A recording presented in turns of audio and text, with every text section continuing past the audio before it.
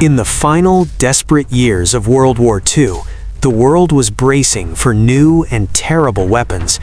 But far from the familiar battlefields, hidden in plain sight, one of the most insidious weapons ever conceived was being perfected. It wasn't a feat of engineering or a massive explosion. It was something far more sinister and much, much smaller. What if I told you one of the most horrifying weapons of the war wasn't a bomb in the usual sense? Instead, it was a delicate porcelain canister designed to shatter and release 30,000 plague-infected fleas.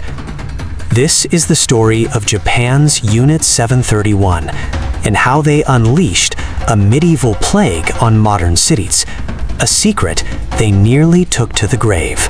This story really starts with one man, Lieutenant General Shirō Ishii. A brilliant and ambitious microbiologist, Ishii was obsessed with the dark potential of biological warfare. Back in the 1920s, when the Geneva Protocol banned germ warfare, most people saw a prohibition. Ishii saw an opportunity. He figured if the world's powers were that scared of these weapons, they must be incredibly effective. By 1936, with backing from Japan's top brass, Ishii's vision became a horrifying reality. In the remote Pingfang district of Harbin, Manchuria, a sprawling, top-secret complex was built. The sign on the front read, "Epidemic Prevention and Water Purification Department." That was a lie.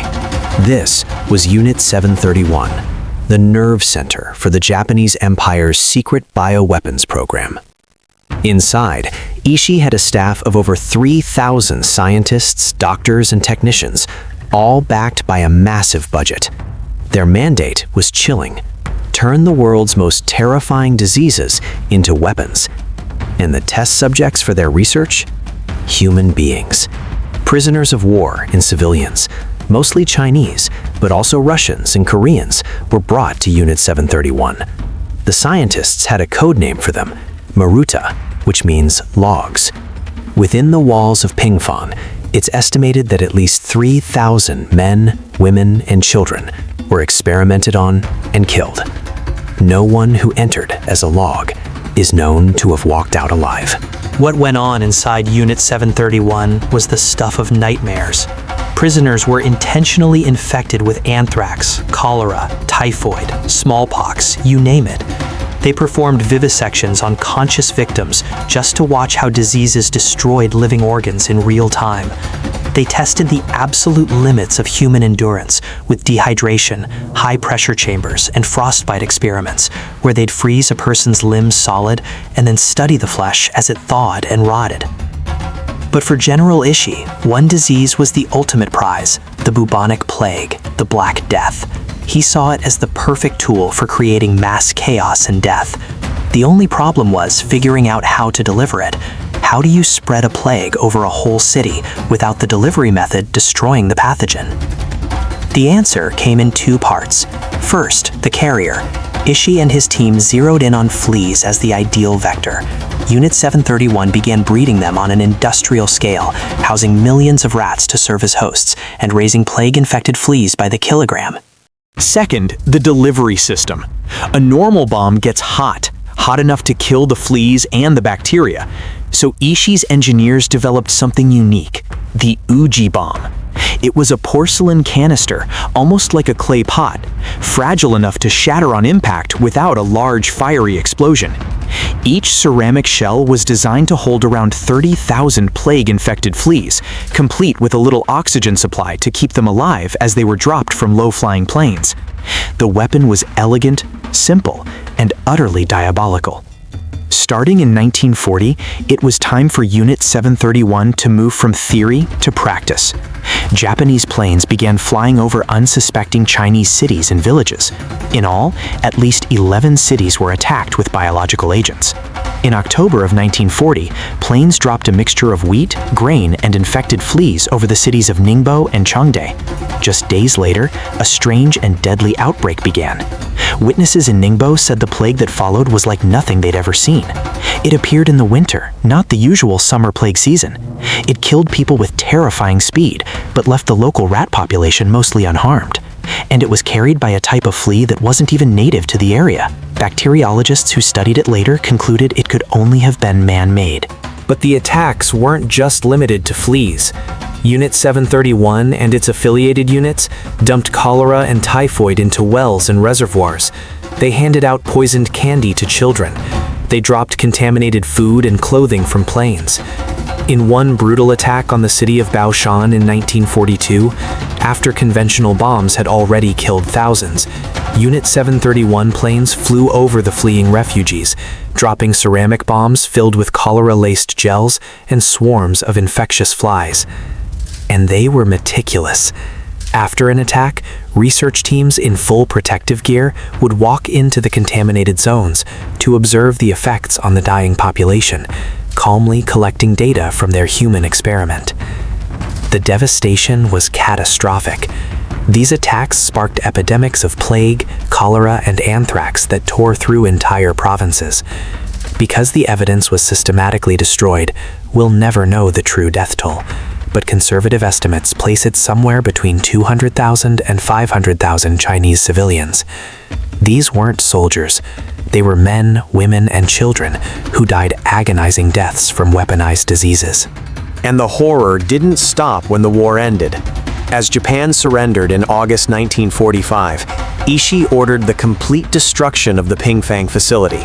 They dynamited buildings, burned evidence, and killed all the remaining prisoners. In their rush to escape the approaching Soviet army, they also released thousands of infected animals into the countryside, which led to new plague outbreaks that killed tens of thousands more people in the years after the war. The story of Unit 731 is a harrowing piece of history that was deliberately buried for decades. It's a testament to the depths of wartime cruelty, but also to the power of secrets. We believe these stories have to be told.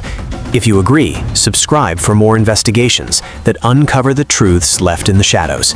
And let us know in the comments, what other forgotten histories do you think the world needs to hear? When the war ended, General Ishii and the leaders of Unit 731 should have faced a war crimes tribunal. Their actions were just as monstrous as anything the Nazis were tried for. But they had an ace up their sleeve: all that data. With the Cold War just getting started, the United States was intensely interested in biological warfare. The research from Unit 731, all those horrific human experiments, was something American scientists could never conduct themselves. A 1947 U.S. War Department memo laid out the chilling calculation.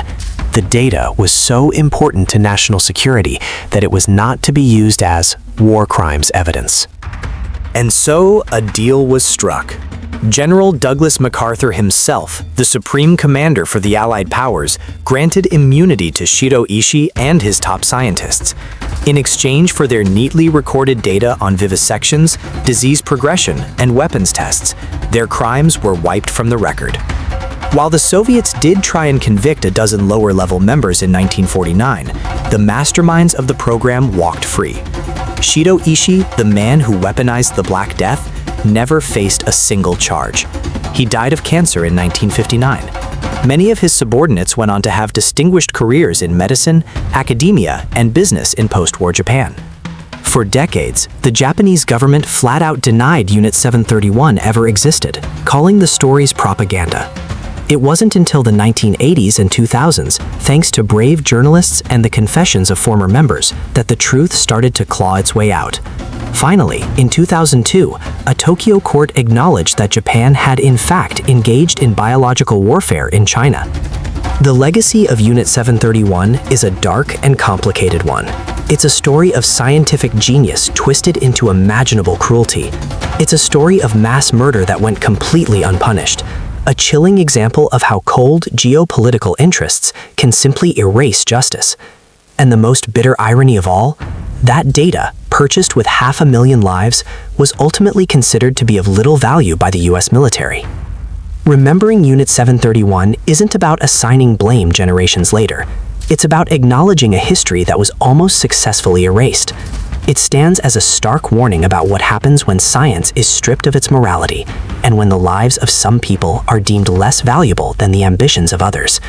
It's a secret that cost hundreds of thousands of lives, a secret that was buried for decades, and a truth we have a duty to remember.